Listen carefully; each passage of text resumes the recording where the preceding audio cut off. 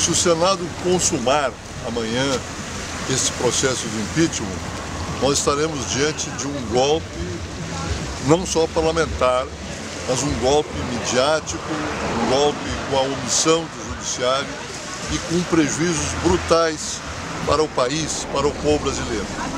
As medidas que já estão tramitando no Congresso contra o povo brasileiro são medidas no congelamento dos gastos em saúde e educação, nos ataques aos direitos trabalhistas, nessa verdadeira entrega do patrimônio público com a venda de Carcará e com a venda também da Petrobras, são elementos que vão exigir do povo brasileiro uma reação à altura do golpe que estão vivendo.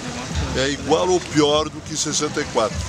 Essas pessoas ficarão marcadas pelo resto das suas vidas como entreguistas, traidores e usurpadores do poder público.